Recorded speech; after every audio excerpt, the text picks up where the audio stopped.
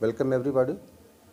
आज इस राजकीय कन्या महाविद्यालय बस्ताड़ा के प्रांगण में आपका सभी का स्वागत है और एक विशेष प्रोग्राम के लिए हमने आपको आमंत्रित किया है। उसके बारे में ब्रीफिंग देने से पहले मैं आपका इंट्रोडक्शन करना चाहता तो आप सैनी साहब से आप परिचित होंगे ही सभी लोग। आप डीएवी कॉलेज के प्राचार्य भी हैं और आपने कल्चर के फील्ड में इनका जाना पहचाना नाम है और काफ़ी एक्टिव होते हैं। अपना कुछ तरह यूनिवर्सिटी की कल्चर काउंसिल के भी आप मेंबर हैं। मैं आपका स्वागत करता हूं सैनी साहब। आज दोस्तों जिस विषय जो एक हमारे मन में था कि पिछले कोविड के टाइम में कुछ उसका डिले ज़रूर हुआ, परंतु अब चूँकि कॉलेज अक्टूबर में लगने शुरू हुए थे तो हमने एक प्रोग्राम पे हम जो काम कर रहे थे उसकी एक स्वरूप आपके सामने हम लोग रखना चाहते हैं और अपील करना चाहते हैं आपके माध्यम से हरियाणा करनाल की खास तौर पे अपने युवा छात्राओं से कि वो इसमें बढ़ चढ़कर भाग लें।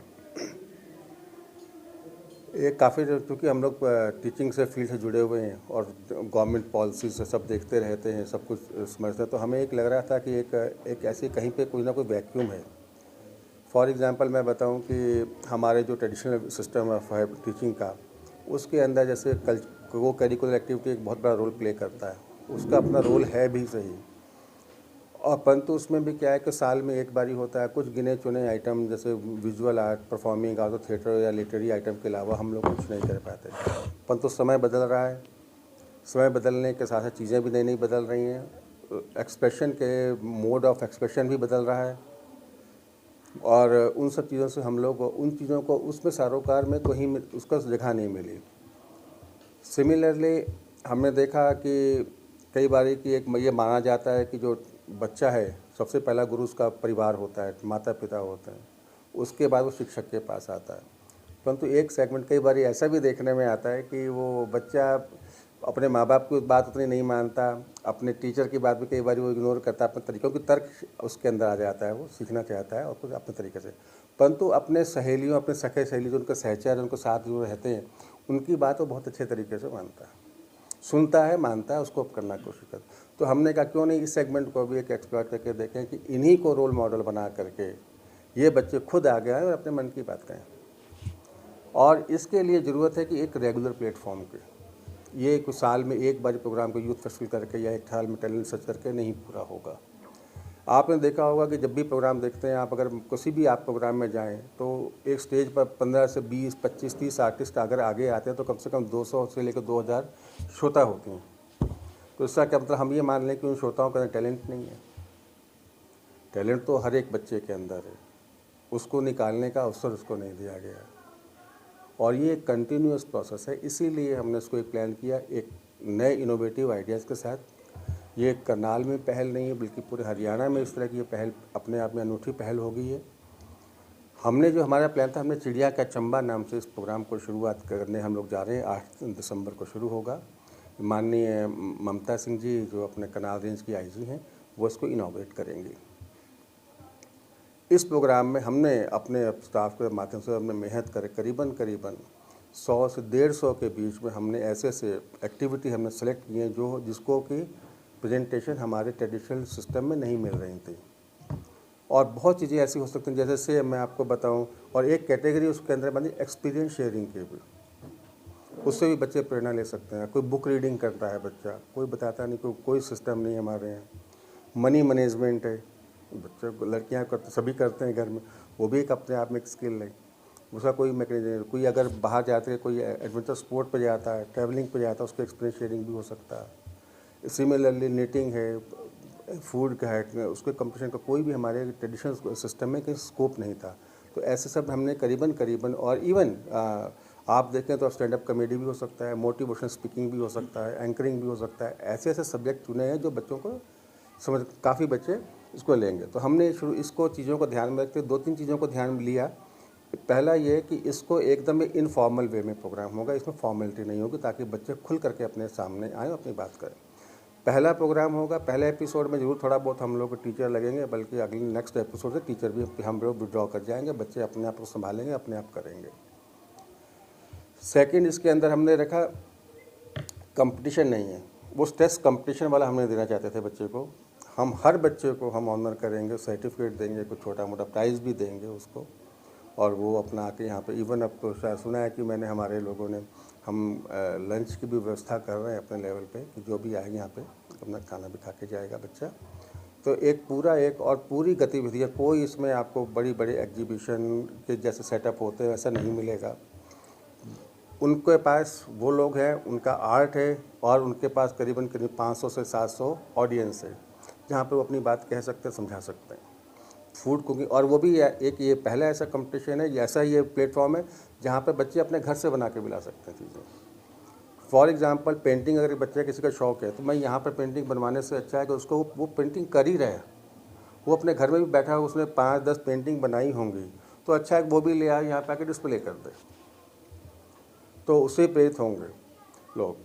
तो इन सब चीज़ों को ध्यान में रखते हुए हमने इस प्लेटफॉर्म को हमने इसमें लिया था, और माननीय डिप्टी कमिश्नर साहब ने हमें अपना आशीर्वाद भी दिया और कहा कि हम इसके साथ जुड़ेंगे। और करनाल शहर के सभी government colleges, private colleges, added colleges, professional institution like NDRI, अपना कल्पना चावला, बुद्धा, RPIT, ऐसे जितने भी इंस्टीट्यूशन हैं सभी में पढ़ने वाली छात्राएं इसमें पार्टिसिपेट कर सकती हैं। इसकी और सिस्टम भी हमने रखा है कि ऑनलाइन सब कुछ है, और अपना वो ऑनलाइन रजिस्ट्रेशन कराएं, और उसके बाद हमारी टीम देख लेगी कितने बच्चों को फर्स्ट एपिसोड में लेना है, सेकंड एपिसोड को हम डिवाइड करते चले जाएंगे। हमारा अपना फेसबुक अकाउंट, ट्विटर अकाउंट, सब कुछ हम लोगों ने अपना मैनेज कर लिया है और बहुत बढ़िया तरीके से चल रहा है। और आपकी इन्फॉर्मेशन के लिए मैं आप बताऊँ, आपको जानकर हैरानी होगी, 300 प्लस रजिस्ट्रेशन हमारे पास अभी तक हो चुकी हैं, और ये संख्या लगातार हर घंटे में बढ़ रही है। हमारा टारगेट, हमें लगता है कि आज शाम तक हम लोग 500 प्लस हम क्रॉस कर जाएंगे, और उसके बाद कल सुबह हमारे लोग बैठ करके टीम डिसाइड कर लेगी किन किन लोगों को कौन कौन से प्लेटफॉर्म के लिए बुलाना है, और नए नए एक्सपीरियंस के साथ। अब बुक रीडिंग में हमारे पास बच्चे आ रहे हैं कि हम वो एक्सपीरियंस शेयर करना चाहते हैं। कोई उसका किसी का कोई इंसिडेंट हो गया बच्चे के साथ, चाहे वो दुखद है सुखद है, वो शेयर करती है अगर वो आकर के स्टेज पर आकर के। तो ऐसे बच्चे खुल रहे हैं, खुलना शुरू हुए, नए नए सब्जेक्ट भाग पार्टिसिपेट करना शुरू किया। एग्जैक्ट डिटेल हम आपको वो तो हमें प्रोग्राम के टाइम पे ही देखने को मिलेगी। और इसी बात के साथ मैं चाहता हूँ कि सैनी साहब अपने बारे में कुछ। हाँ जी, थैंक यू डॉक्टर साहब। राजकीय महिला महाविद्यालय बस्ताड़ा और डिस्ट्रिक्ट एडमिनिस्ट्रेशन करनाल के संयुक्त तत्वावधान में ये कार्यक्रम जो आयोजन किया जा रहा है, इसमें और भी संस्थाएं जुड़ी हुई हैं। तो सबसे पहले तो मैं इस महाविद्यालय के प्राचार्य डॉक्टर पीयूष जी को बहुत बधाई देता हूं। नोडल ऑफिसर मैडम और टीचर्स जो भी टीम में हैं वो जुटे हुए हैं। और आज की प्रेस वार्ता का जो डॉक्टर साहब ने बताया उद्देश्य भी ये है कि जिस उद्देश्य की प्राप्ति के लिए, यानी बच्चों विद्यार्थियों को जो खासकर युवा लड़कियां हैं उनको कार्यक्रम में आपके माध्यम से जोड़ना है। संख्या 300 से ज़्यादा अब तक रजिस्ट्रेशन हो चुकी है, और डिस्ट्रिक्ट करनाल के सभी महाविद्यालय या टेक्निकल इंस्टीट्यूशंस दूसरे भी हैं जो जहाँ जहाँ भी लड़कियां पढ़ रही हैं, तो उन लड़कियों के टैलेंट को, चाहे उनमें कोई फूड कुकिंग का टैलेंट है, चाहे उनमें कोई और ट्रेडिशनल टैलेंट है, सिंगिंग, डांसिंग, और ये इवेंट्स, थिएटर के जो इवेंट्स हैं, जैसा कि डॉक्टर साहब ने बताया कि 1-2 बार यूथ फेस्टिवल के माध्यम से या टैलेंट सर्च के माध्यम से कॉलेजेस में ऑर्गेनाइज किए जाते हैं। लेकिन कंटिन्यूअस यदि उनको एक मंच मिले प्रतिभा निखारने का, कॉन्फिडेंस बिल्डिंग का, तो ये बहुत ही बड़ा प्रयास है। जितने भी बहुत बड़े बड़े प्रयास हैं बाद में वो इतिहास बनते हैं, बनाते हैं, तो उनकी शुरुआत कहीं ना कहीं से होती है। तो ये बहुत ही बढ़िया शुरुआत गर्ल्स स्टूडेंट्स के लिए, वो इसमें पार्टिसिपेट करें, उनके लिए ये मैसेज एक बहुत बड़ा मैसेज है, न केवल ये डिस्ट्रिक्ट करनाल का बल्कि पूरे हरियाणा का। और वर्तमान समय में यदि हम देखते हैं तो लड़कियों के लिए, पूरे देश के लिए एक बहुत मैसेज होगा, जिससे आने वाले समय में कॉलेज की विभिन्न गतिविधियों से जो लुप्त होती जा रही हैं, जैसे एक्टिविटीज़ की लिस्ट हमने बनाई है इन्होंने यहाँ पे नोडल ऑफिसर्स ने मिलके, तो उसमें प्रत्येक प्रकार की एक्टिविटीज़ को शामिल किया है। मैं उम्मीद करता हूँ और ये शुभकामनाएं भी प्रेषित करता हूँ कि आपके माध्यम से समाचार पत्रों के और मीडिया के माध्यम से जो सूचनाएं अगर अच्छे तरीके से बच्चों तक पहुंच जाती हैं तो बहुत बड़े लेवल पे ये पार्टिसिपेशन होगा। और जिस उद्देश्य के लिए ये जो संदेश इसमें है छिपा हुआ कि विद्यार्थी अपनी प्रतिभा को निखार के लेके आएँ, उनको कंटिन्यूसली कोई मंच मिले ताकि वो एक बहुत छोटे समय के लिए और बहुत छोटे से मंच तक सीमित ना रहें, तो ये पूरी ज़िंदगी काम आती हैं और यादगार पल होते हैं। और लड़कियां वैसे भी बहुत मुश्किल में हरियाणा में अब लड़कियों की संख्या, जो कॉलेज की संख्या, सरकार का जो प्रयास है वो फलीभूत हुआ है। इस कॉलेज में भी विद्यार्थियों में लड़कियों की संख्या डॉक्टर साहब के प्रयास से बहुत अच्छी हुई है, तो मैं बधाई भी देता हूँ, शुभकामनाएं भी देता हूँ और ये अपील भी करता हूँ कि मैं कुरुक्षेत्र विश्वविद्यालय की कल्चरल काउंसिल का भी मेंबर हूँ, डीएवी पीजी कॉलेज करनाल में प्राचार्य के पद पे हूँ। वहाँ भी हम गतिविधियाँ करवा रहे हैं और मेरी ये कोशिश है कि दूसरे कॉलेजेस में भी हम मैक्सिमम जो गर्ल स्टूडेंट्स हैं यहाँ पे इस कार्यक्रम में चिड़िया दा चंबा जो कार्यक्रम है, स्मार्ट करनाल शहर की स्मार्ट छोरियाँ, ये विषय इन्होंने लिया है। तो बहुत अच्छा विषय है, क्योंकि जो प्राचार्य हैं, लीडर हैं यहाँ पे डॉक्टर पीयूष जी, वो अपने आप में ही उनका एक नाम है और देश में कला के और एडमिनिस्ट्रेशन में बहुत एक जाना माना नाम है। उनके अनुभव का फ़ायदा न केवल इस कॉलेज को मिले बल्कि पूरे करनाल को और पूरे हरियाणा को मिले, इसके लिए मैं बहुत शुभकामनाएं और ये भी संदेश देना चाहता हूं कि विद्यार्थी लड़कियां ज़्यादा से ज़्यादा संख्या में इस कार्यक्रम में जुड़ें। और डॉक्टर साहब ने जैसा बताया कि यहाँ कोई कंपटीशन की ये स्ट्रेस लेके नहीं आना है, बल्कि विद्यार्थी पार्टिसिपेट करें, उनको किसी न किसी रूप में सम्मानित किया जाएगा और उनको मौका दिया जाएगा, चाहे वो कोई कलाकृति है, कोई पोस्टर मेकिंग है, कोई रंगोली है, कोई सांझी प्रतियोगिता, कुछ भी उनमें टैलेंट है, वो यहाँ बहुत लंबी लिस्ट है टैलेंट्स की, तो जो एक्टिविटीज़ की वो उसमें शामिल हों और इसका लाभ उठाएं। यही मेरा संदेश है।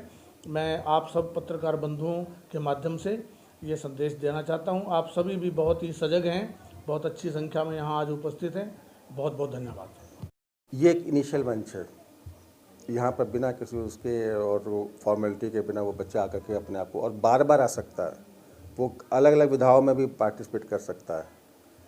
उसके बाद हमारे पास अपने मंच हैं ही, जैसे बताया कि टैलेंट सर्च होता है, इंस्टीट्यूशन के अंदर ही होता है। हमारी अपनी सोसाइटीज़, क्लब, अपने सब्जेक्ट सोसाइटीज़ होती हैं, कल्चर सेल होता है, उनकी अपनी 1 तो सारे साल चलती है, वो वहाँ पर आएगा। उसके बाद होता है फिर यूनिवर्सिटी का जो काम है, यूनिवर्सिटी अपना सर्च टैलेंट यूथ फेस्टिवल करती है और लिटरेरी प्रोग्राम करती है, वो होते रहते हैं।